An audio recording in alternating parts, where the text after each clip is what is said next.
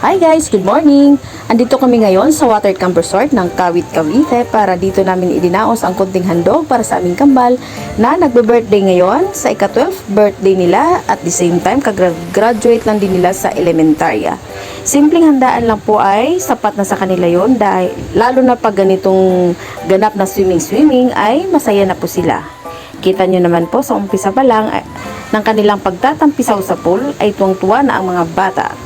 Ito pala ay tinatawag na lazy pool. Paikot yan dito sa buong pool kusa kang tinutulak ng tubig. So sa mga tinatamad dyan na lumalangoy, ito ang best time nyo para mag-swimming. Ang lazy pool. Balik kusa kang tatangayin ng daloy ng tubig at dadalhin ka sa iyong paroroonan o sa inyong destinasyon. Lalo na kung nakasakay ka lamang sa salbabida, aba, hayahayang buhay para ka lang namamasyal sa ilog. Mapabata man o matanda, mag-i-enjoy ka dito.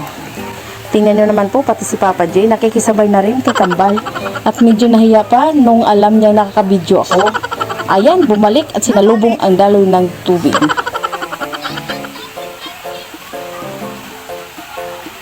Bumalik! Dito ka! Lusot ka ka! True! Nabit ko yan!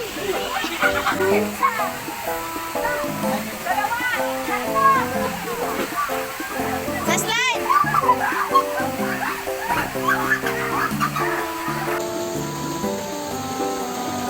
Tingnan nyo rin po yung isang bata dyan. Aba, nagsasawa na sa pagsasakay ng salbabida kaya nagkusa na siyang lumakad ng mabilis sa tubig at hinahabol ang tubig. Hindi na yata napapagod tong batang to.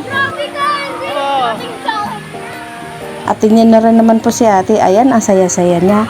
Kita nyo naman po sa mga ngiti niya na nag-i-enjoy siya sa pag-swimming sa lazy pool.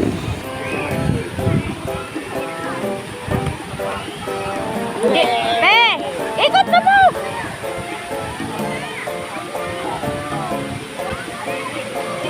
Isa sa mga paborito ng mga kids ang pagsiswimming sa pool ay ang poolside. So tingnan nyo po, dito nyo makita gaano ka-enjoy ang aking mga kambal ang pag-slide mula sa itaas hanggang sa pagbagsak sa tubig. Yun lang po guys. Thanks for watching. Bye-bye!